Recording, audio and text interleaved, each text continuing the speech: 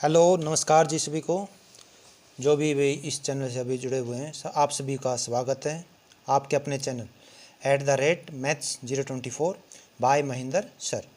आज हम करेंगे भाई exercise 5.2 10th class NCERT book से।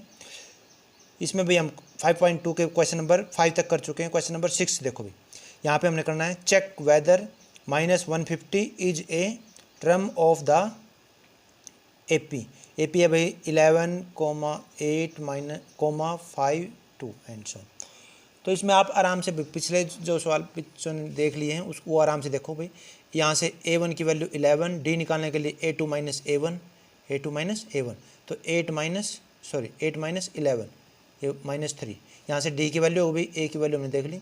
और इसमें check whether -150 is a term of the AP, तो उसमें हमने भी चेक करना है क्या वो उसका एक टर्म है।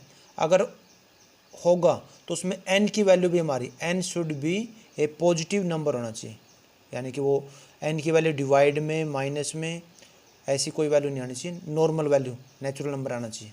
तो हम nth टर्म का फार्मूला लगाएंगे an बराबर a plus n minus 1 into D is equal to an, जो हमने चेक करना भाई क्या ये इसकी एक टर्म है, तो उसके लिए हमने यहाँ पर इसकी वैल्यू रख ली is equal to a plus n minus 1 into d. तो a की वैल्यू हमने यहाँ से देख ली 11 plus n minus 1 into D की वैल्यू -3, माइनस में था इसलिए इसको ब्रैकेट में रख लिया। तो यहाँ से अब देखो भाई -150 इज इक्वल टू 11 माइनस ये -3 की जब अंदर गुणा करेंगे -3n और माइनस माइनस प्लस में 3। अब -150 as it is equal to ये भाई 11 प्लस 3 14 और ये माइनस का 3n, बाद में 14 इधर आके किसका हो गया माइनस का, दोनों माइनस से जोड़ देंगे माइनस का 164 और ये -3n है जो है ये बाद में कहाँ आ जाएगा डिवाइड में, -3n कहाँ गया डिवाइड में। तो माइनस से माइनस प्लस 3 से डिवाइड किया भाई 54 एंड 2/3 आया, ये देखो मैंने डिवाइड करके दिखा, यानी कि यहाँ पर रिमाइंडर बचा हुआ है। रिमाइंडर बचना नहीं चाहिए था, पूरा डिवाइड होना चाहिए था। जैसे 54 आता है या कोई भी नंबर आता तो एक नेचुरल नंबर आना चाहिए था। तो यहाँ पर हम क्या लिखेंगे, ये जो बाई में आ गई ना वैल्यू n की, तो which is not natural number. तो इसलिए भाई जो गिवन टर्म थी हमारे पास 150 is not a term of given AP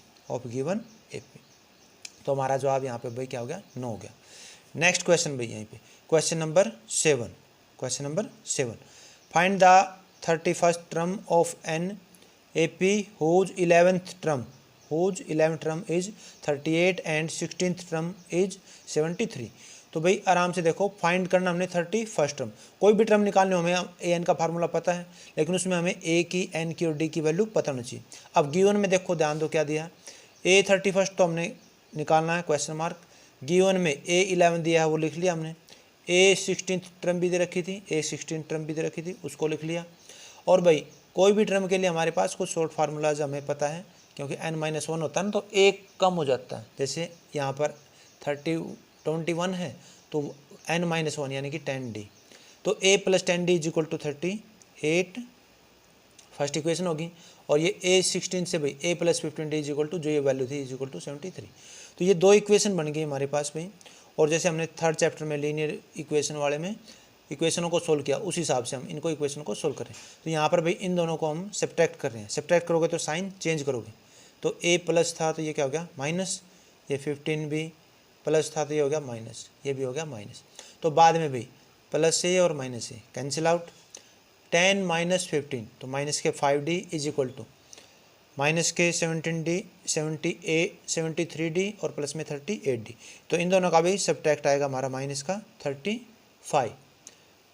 तो यहाँ से हमने d की वैल्यू निकालनी है, तो माइनस का जो 5 है वो आ जाएगा डिवाइड में, 5 7 जा 35 कट गया। और ये भाई जो साइन था हमारा माइनस से माइनस क्या हो जाएगा plus, d is equal to 7। तो जैसे d की वैल्यू आएगी आपकी, put d is equal to 7 in equation first और सेकंड। तो भाई किसी भी एक इक्वेशन रखते हैं, तो अभी हम इसमें फर्स्ट में रख देते हैं। यहाँ से देखो अभी देखो भाई a plus 10d is equal to 38 equation होगी, a प्लस 10 इंटू डी की वैल्यू रख दी 7 इज इक्वल टू 38।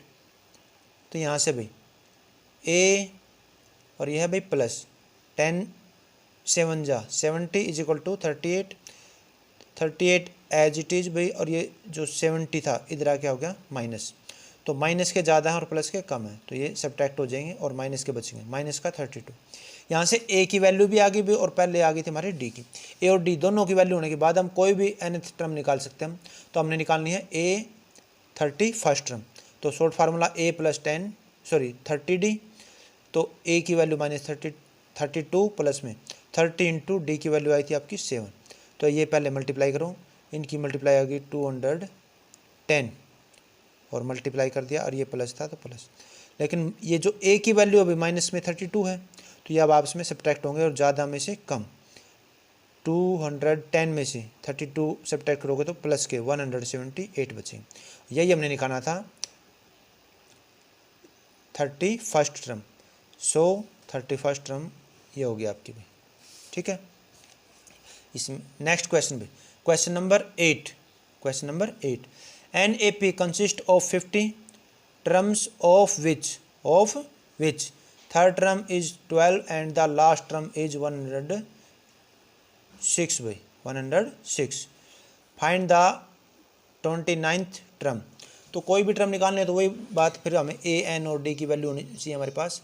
अभी यहाँ पे क्या दिया भाई A3 यानी कि थर्ड टर्म दे दी, और इसमें जैसे ऊपर हमने पढ़ा तो last term consist of 50 terms, यानी कि वहाँ से हमने बात को समझ लिया, एन की वैल्यू हो जाएगी हमारी 50, लास्ट टर्म 106, तो लास्ट टर्म हमने वैसे लिख दिया, लेकिन लास्ट टर्म का मतलब nth टर्म भी हो सकता है, तो लास्ट नंबर हमारे पास था 50, तो ये A50 हो गया भाई, लास्ट टर्म का मतलब क्या हो गया A50, उसकी वैल्यू है 106, फाइंड करना हमने A29th टर्म, तो वो कोई भी टर्म निकालने के लिए हमें ए और एन और डी की वैल्यू चाहिए, एन की हमारे पास है, तो हम ए और डी की वैल्यू निकालने के लिए इन दोनों जो गिवन है इनसे हमको सोल्व करना पड़ेगा। A n is equal to a plus n minus 1 into d, इसके लिए भाई सोल्व करने के लिए, तो यहाँ पर A50 के लिए 106 वैल्यू दी थी, ए प्लस तो 50 माइनस 1 यहाँ से यानी कि 49D, शॉर्ट फार्मूला बना दिया है, वैसे तो सीधा भी लिख सकते थे। और भाई A3 के लिए A प्लस 2D और उसकी वैल्यू दी थी 12, ये मैंने अब की बारी साइड लिख दिया, वैसे नॉर्मली साइड लिखते हैं तो एक ही बात है।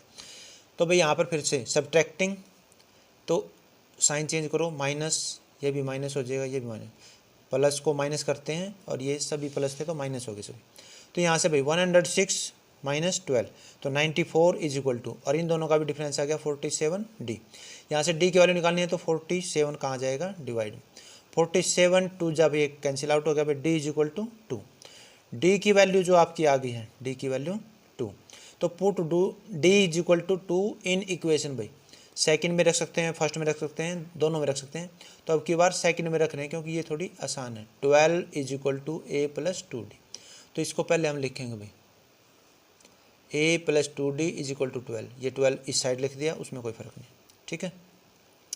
तो यहाँ से भाई D की वैल्यू आई थी हमारी 2, तो A plus 2 into 2 is equal to 12, 12 वहीं पे भाई 2 2 जा 4, 4 इधर क्या हो गया माइनस, तो 12 माइनस 4, तो यहाँ से भी आ गया 8, 08 लिखा मैंने यानी कि 8, तो यहाँ से A की वैल्यू आ गई और पहले हमने ये D की वैल्यू निकाली, दोनों वैल्यू आ गई, तो अब हम कोई भी टर्म निकाल सकते हैं। तो यहाँ से देखो हमने A29th टर्म निकालनी है, तो A29 is equal to A plus 28D, तो यहाँ पर वैल्यू रखो, A की वैल्यू 8 प्लस में 28 इंटू D की वैल्यू 2, 28 2 जा भाई 56 और प्लस में ये 8, इनका सम आ गया 64, so 29th term is equal to 64, ये आपका क्वेश्चन पूरा हुआ, ठीक है।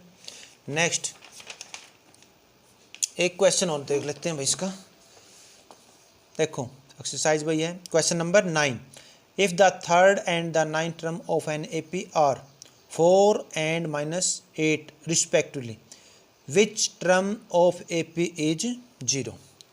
तो भाई देखो थोड़ा सा ध्यान देने की बात है, थोड़ा सा जो हमारी रकम दी गई है थोड़ा सा उसको घुमा के दिया गया, एक तो नॉर्मल दे देता भाई third term is equal to this, ninth term is equal to this, ऐसे सम हमारे आए हैं, लेकिन अब की बार क्या कह दिया उसने, third and ninth term are this and this respectively, तो पहले थर्ड टर्म का नाम आया ना, रिस्पेक्टली का मतलब होता है क्रम से, तो पहले वाली ये थर्ड टर्म तो ये हो जाएगी फर्स्ट वाली, और 9 टर्म ये क्या हो जाएगी माइनस का 8, बस और कुछ नहीं है।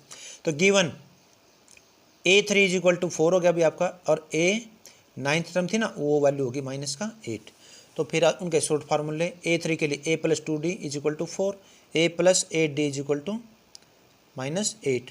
तो बाद में भाई इन दोनों इक्वेशन को हम सोल्व करेंगे थर्ड चैप्टर के बेस पे। तो बाय सब्ट्रैक्टिंग, तो इसके साइन चेंज करो, माइनस माइनस, और ये माइनस था तो ये क्या हो गया प्लस, साइन चेंज कर दिए। अब इनको घटाओ, तो A+ और A- कैंसिल आउट। -8 में से भाई प्लस का 2 गया तो माइनस का 60 इज इक्वल टू प्लस, अब ये साइन याद रखना भाई, अब ये है, पहले ये पहले था, अब ये अब है, ये +8 और प्लस में 4, तो ये 12 हो गए, और दोनों प्लस थे तो दोनों का साइन भी क्या आएगा प्लस, प्लस को लिखो या ना लिखो। D इज इक्वल टू भाई 12, और ये जो -6 है भाई इसके साथ यहाँ कोई भी साइन नहीं तो यहाँ पे मल्टीप्लाई पट हो गए, और ये कहाँ आ जाएगा डिवाइड, 6 2 जा 12, और ये नीचे माइनस बची थी भाई तो माइनस का 2। तो D की वैल्यू आ गई। अब D की वैल्यू पुट करेंगे हम इक्वेशन फर्स्ट में या सेकंड में, D equal to -2 in equation first put कर रहे हैं हम, A+2D ये first equation is equal to 4, is equal to 4।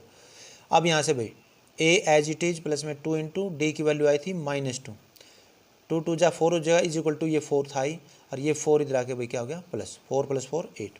तो यहाँ से A की भी वैल्यू आ गई हमारी, A की भी वैल्यू आ गई हमारी, और D की भी वैल्यू आ गई। तो अब nth टर्म हम कोई भी निकाल सकते हैं।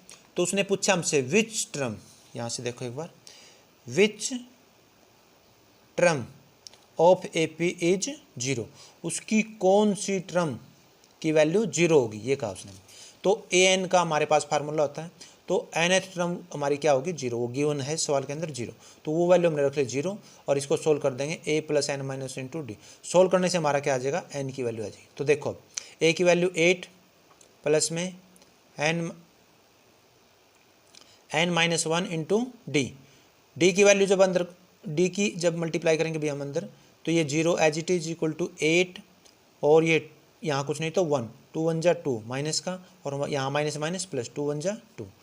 तो बाद में भाई देखो 8 + 2 ये 10 हो जाएगा, और ये माइनस का 2n इज इक्वल टू क्या है हमारा 0। अब देखो इसमें 2n को हम दूसरी साइड ले आई ताकि ये प्लस का हो जाए, और इज इक्वल टू में 10, 0 से कोई फर्क नहीं पड़ेगा, 10 और बाय में आ जाएगा भाई 2, 2 5 जा 10, n की वैल्यू क्या आ गई 10। तो कहने का मतलब क्या हुआ, n क्या था नंबर, तो nth टर्म जिसकी वैल्यू क्या होगी 0, तो वो हो गया हमारी fifth term. So fifth term, so fifth term whose value will be 0। तो ये हमारा आंसर होगा भाई, n की वैल्यू निकालनी थी। चलो भाई, thank you for watching all of you. और प्लीज़ भाई अगर वीडियो जो अभी तक देख रहे हैं तो वो आप सभी समझ सकते हो भाई हमारी भी कुछ मेहनत होती है, तो वीडियो को लाइक शेयर और सब्सक्राइब करें। Thank you very much.